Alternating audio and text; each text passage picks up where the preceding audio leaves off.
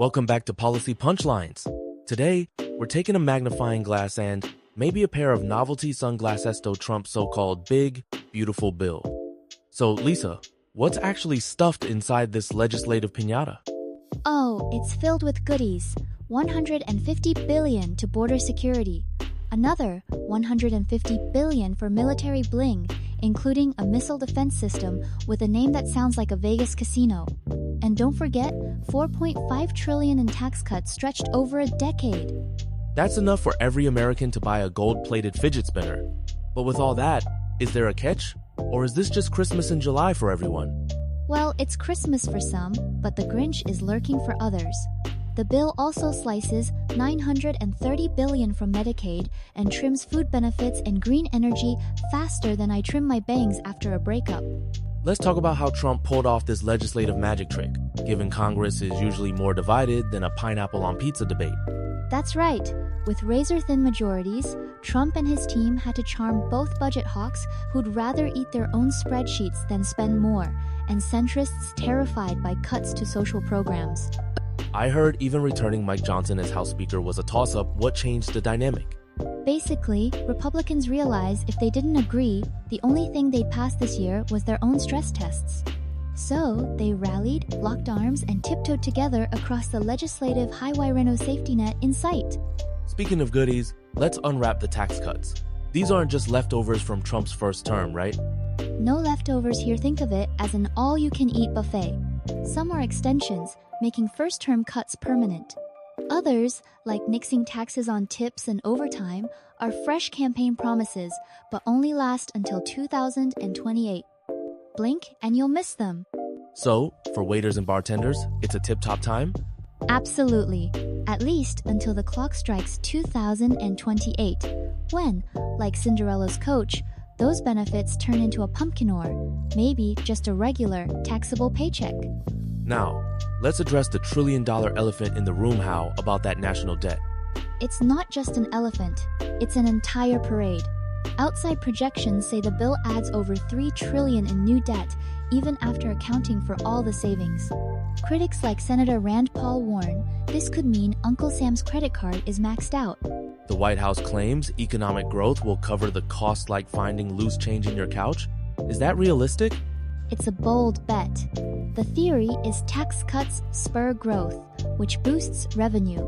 But most economists say it's like expecting your pet goldfish to fetch your slippers possible in theory, but not how things usually work out. Let's play a game, who gets the golden ticket? Who benefits most from this bill, and who gets stuck with the bill, so to speak?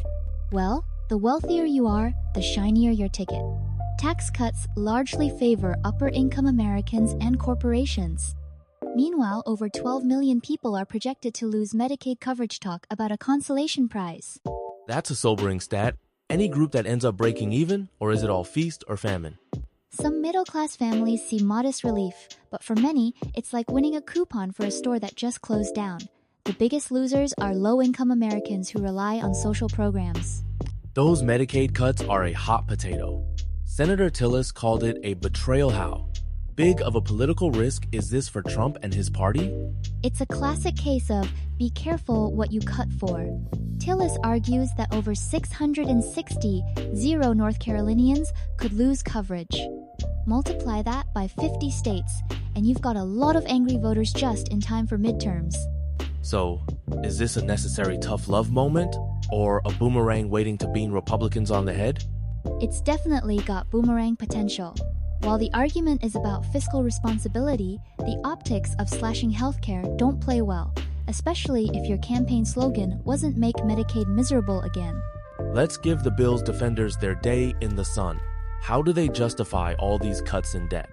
The White House says tax cuts plus beefed-up tariffs will pump up growth like a bodybuilder on protein shakes. They swear new jobs and tariff revenue will save the day, just don't ask them to show their math. Sounds ambitious. Any evidence this actually works outside of superhero movies? Not really. The Congressional Budget Office, the official buzzkill, says growth might help, but nowhere near enough to cover the shortfall. It's like hoping your lemonade stand pays off your mortgage. Let's swing by the critics' corner. What are the main arguments from fiscal hawks and advocates for the vulnerable? Fiscal hawks like Rand Paul say the $5 trillion debt ceiling hike is like giving your teenager an unlimited credit card. Healthcare advocates point to millions losing coverage, warning we'll see higher ER visits and worse health outcomes. And what's Elon Musk's take? I hear he's got opinions on everything from Mars to Medicaid. He's not a fan. Musk warns rising interest payments could crowd out investments in everything from roads to rockets. If the government can't pay its bills, maybe he'll just launch Congress into orbit. With midterms on the horizon, how are Democrats planning to use this bill as campaign ammo? They're already sharpening their attack ads. Expect commercials featuring regular folks losing benefits, set to ominous music and possibly a single tear. Democrats will argue Republicans chose tax cuts for the rich over grandma's medication. Will the delayed rollout of cuts blunt that message? Not likely.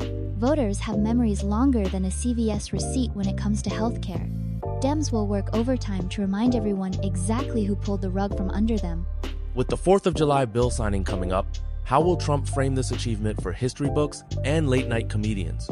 He'll paint it as proof he can govern, not just tweet.